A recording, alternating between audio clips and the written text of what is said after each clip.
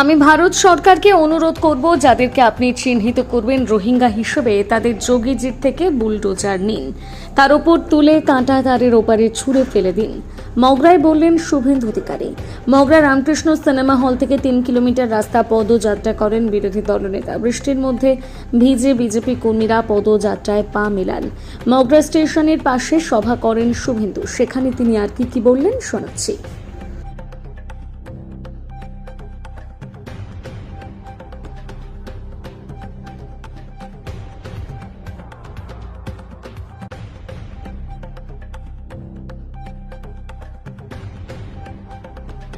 মোদীজিকে, গৌতম চ্যাটার্জি নাগো আছেন, সবাইকে ধন্যবাদ অভিনন্দন জানাবো। আজকের কর্মসূচির কারণ আমি আপনাদের বলে, পিসিমা আজকে বোলপুরে হেঁটেছেন, পিসিমণি হেঁটেছেন। আমি উনার যা কাণ্ড কারখানা আজকে উনি করেছেন, পশ্চিমবঙ্গের রাষ্ট্রবাদী দেশপ্রেমিক বাঙালিদের ক্ষেত্রে আজকে একটি অশনি সংকেত বোলপুরের প্রশাসনিক সভায় এই রাজ্যের মুখ্যমন্ত্রী দিয়েছেন। কন্যা সুরক্ষা যাত্রা কেন?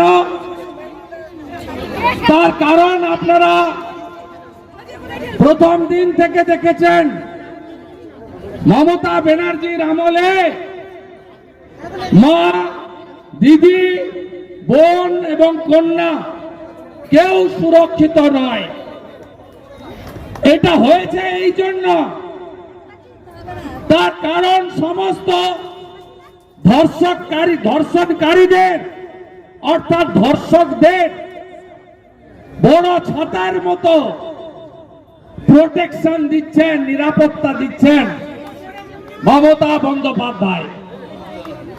মমতা বন্দ্যোপাধ্যায় যেদিন বিধানসভায় অভয়াকাণ্ডের পরে অপরাজিতা বিল এনেছিলেন, ধর্ষকদের ফাঁসি দিতে হবে, সেদিন বিধানসভার অধিবেশন, এই একমাত্র রাজ্য যেখানে লাইভ হয় না, জানতে পারেন না এমএলএরা কি করছে, বিরোধী দল কি বলছে, শাসক কি উত্তর দিচ্ছে, সেদিন লাইভ হয়েছিল।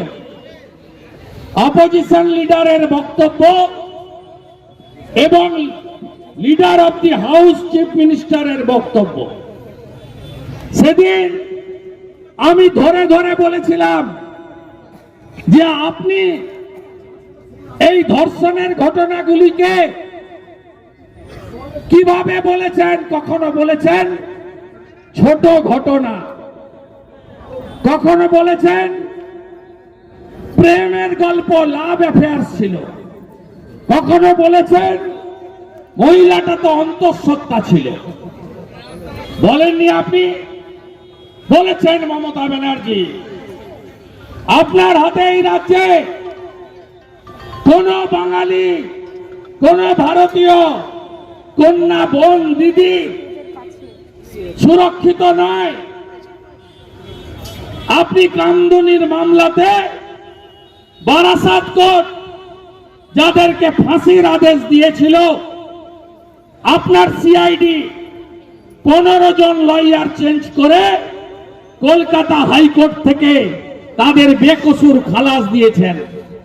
টুম্পা মৌসুমীরা প্রোটেকশন পায়নি, আর ফাঁসি থেকে ছাড় করিয়ে আপনার বিশেষ কমিউনিটি, আপনার ভোট ব্যাংক, আপনার জেহাদি, তাদেরকে আপনি পুলিশের নিরাপত্তায় রেখেছেন।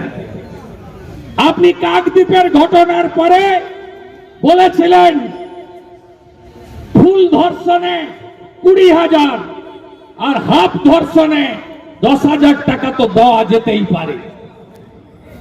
আপনি হাসখালির ওই শিডিউল কাস্ট পরিবারের ক্লাস 9-এর ছাত্রীটি, আপনার উপপ্রধানের বেটা, যখন ধর্ষণ করে বিনা চিকিৎসায়, বিনা ডেথ সার্টিফিকেটে জোর করে শ্মশানে নিয়ে পুড়িয়ে দেন, বলেছিলেন ওদের মধ্যে লাভ অ্যাফেয়ার্স ছিল। আপনার আলালের দুলাল জাভেদ যখন রাজবংশী মহিলা ছাত্রী কালিয়াগঞ্জে ধর্ষণ করে খুন করে, আপনার পুলিশ বলেছিল যে একটা বিশেষ শিশি পাওয়া গেছে, এটা সুইসাইডও হতে পারে। আপনার সাদ্দাম মাটিগাড়াতে একটি নেপালি ছাত্রী ক্লাস 10-এ স্কুল থেকে ফেরার সময় পিছু ধাওয়া করে বদ্ধ ঘরে ধর্ষণ করে খুন করে। আপনারা সাদ্দামকে প্রোটেকশন দেন, 1 বছর হতে যায়, অভয়ার ঘটনা কোথায় হলো? Medical college. 14 বছর স্বাস্থ্যমন্ত্রীকে মমতা ব্যানার্জি, 14 বছর পুলিশ মন্ত্রীকে মমতা ব্যানার্জি বড়াই করে বলেন বাংলা তার নিজের মেয়েকেই পেয়েছে। বাংলায় মহিলা মুখ্যমন্ত্রী বলেন না আপনি? আরজি করে তা না, 36 ঘন্টা ডিউটি করার পরে আপনার সিভিক ভলেন্টিয়ার সঞ্জয়, সন্দীপ ঘোষ আরো অনেকের সাহায্যে ধর্ষণ করে খুন করলো। মারা দিদি বোনেরা বলুন, যখন শরীরে কষ্ট হয়, যন্ত্রণা হয়, ব্যথা হয়, চোখ দিয়ে জল পড়ে, আর অভয়ার চোখ থেকে রক্ত পড়েছিল।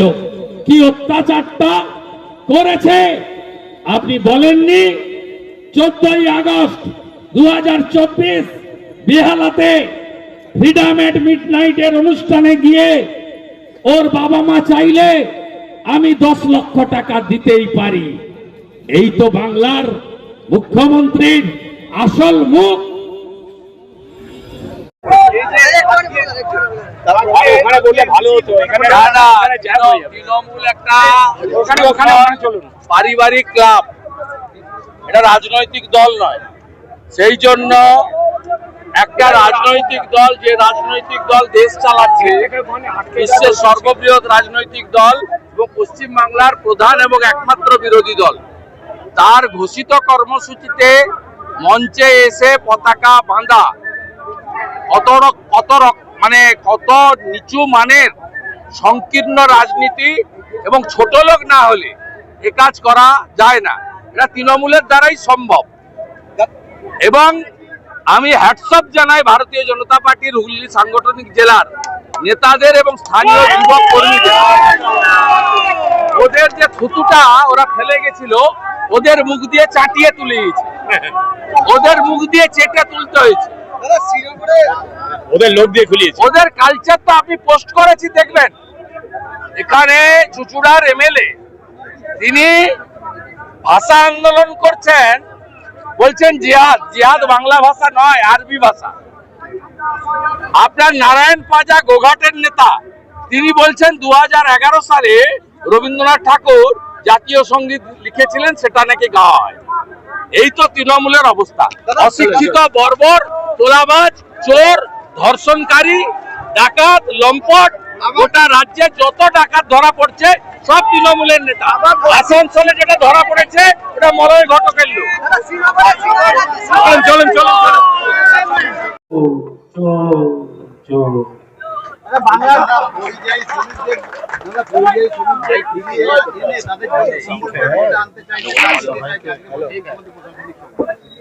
কাজ দিয়ে বলেন তো, বলেছে ওদেরকে ফিরিয়ে এনে আধার কার্ড দেবে।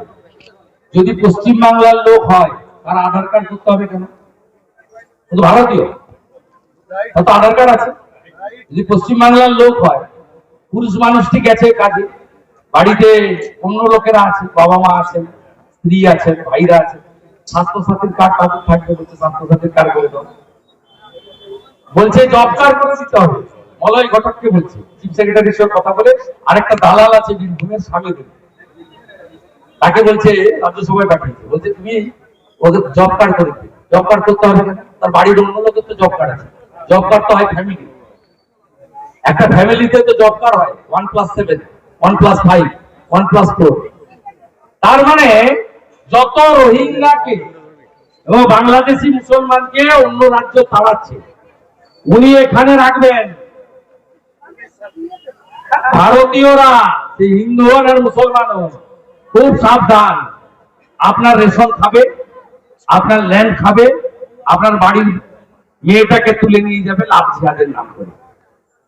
আর ভোটের দিন ভোট জিহাদ করবে, তৃণমূলকে ভোট করাবে, তৃণমূলের ভোট লুট করাবে। যত মৃত অ্যাবসেন্ট আছে 4টের পরে লাইনে দাঁড়িয়ে 6টা পর্যন্ত ভোট করবে আর বিরোধীদের মাথা কাটাবে। গতবার এই লোকসভা নির্বাচনে ধনেখালিতে আমাদের প্রার্থী প্রাক্তন সাংসদ লকেট চট্টোপাধ্যায় কিভাবে জুতো নিয়ে আক্রমণ করেছিল কারা আপনার চোখের সামনে দেখেছেন। এইটাই হচ্ছে কারণ।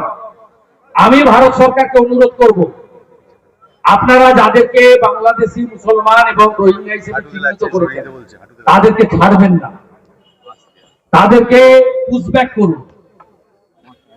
দরকার হলে যোগীজির কাছ থেকে কিছু বুলডোজার নিন, বুলডোজারের উপরে তুলে কাঁটাতারের এপার থেকে ওপারে ছড়ে দিন। দাদা ওই জন্য ও এখন একটু दादा बोलपुर की सभा में ममता ने किया মহিম বক্সির মতো কম্পিটিশন করছে। কিন্তু জঙ্গিদের পাশে দাঁড়ালো যে জঙ্গিরা নাকি ট্যুরিজম পছন্দ করে, ট্যুরিস্টদের মানে না বলে জঙ্গিদের হয়ে সাফাই দিচ্ছেন। না, ওর এলাকায় ওকে মানিক চোখেও পিছিয়ে আছে, ওই সব করছে। 8 মাস পরে নির্বাচন, সেই নির্বাচনে তোলামূলের টিকিটটা দরকার এবং চুরির লাইসেন্সটা বলছে বিজেপি ব্যাকফুটে গেলে এরকম একটা কাণ্ড কথা বলছে বলে আপনি প্রচারে দিচ্ছেন। আপনাদের মতো বহুল প্রচারিত চ্যানেল এইসব কথার জন্য দিচ্ছেন। दादा बोलपुर की सभा में ममता ने खुलेआम बीएलआरओ को धमकाया है, बीएलओ को धमकाया है। সংসদের ভিতরে ভারতীয় সেনাবাহিনীর অপারেশন অপমান করছে এবং পিওকে কে বলছে আজাদ কাশ্মীর। কি বলবেন পিওকে, যেটা পাকিস্তান অকুপাইড কাশ্মীর, সেটাকে আজাদ কাশ্মীর অ্যাপ্রোপ্রিয়েট ডিসিশন নিতে পারবেন। সংসদে যারা আছে সুযোগ দিবেন। তৃণমূল কংগ্রেস একটি অ্যান্টি ন্যাশনাল পার্টি, সবাই জানে। ঠিক আছে দাদা তৃণমূল কংগ্রেস রাষ্ট্রের পক্ষে কোনো কাজ করে না। তারা এখানে পিএফআই, সিমি, বাংলাদেশের জামাত, হেফাজত, রাজাকার সহ এই ধরনের লোকেদের দিয়ে পশ্চিমবঙ্গটা যাতে সর্বনাশ হয় সেই ব্যবস্থা করছে। 540 কিলোমিটার সীমান্তে যে বেড়া দেওয়ার জন্য জমি দেওয়া হয়নি বিএসএফ কে, এটাও একটা কারণ। তৃণমূলের রাজ্যসভায় গেছিলেন আমাদের হাসান ইমরান, তিনি ছিলেন সিমির একজন নেতা। পিএফআই নিষিদ্ধ সংগঠনের প্যারেড হয়েছিল শামসেরগঞ্জ মুর্শিদাবাদে, সেখানে অংশগ্রহণ করেছিলেন ফরাক্কার এমএলএ মনিরুল ইসলাম।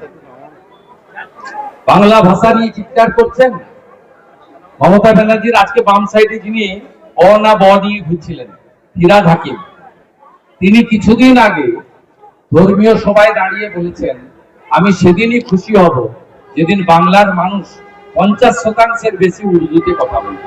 दादा ममता ने खुलेआम प्रशासनिक सभा से बीएलओ को धमकाया है कि आप यदि इलेक्टोरल रोल में एक भी नाम। कल मीडिया में दिया हूँ, chief election commissioner Ganesh Kumar ji को खत भी भेजा हूँ।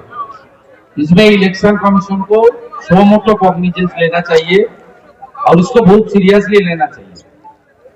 ये सीधा इलेक्शन कमीशन का जो पावर कॉन्स्टिट्यूशन में दिया है, आर्टिकल 324 से 329 देख लीजिए, ये कॉन्स्टिट्यूशन का चैलेंज है।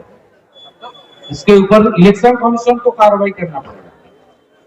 उसको ध्यान आकर्षण करने के लिए नेता प्रतिपक्ष की ओर से जो कार्रवाई करना चाहिए मैं ऑलरेडी कर दूं।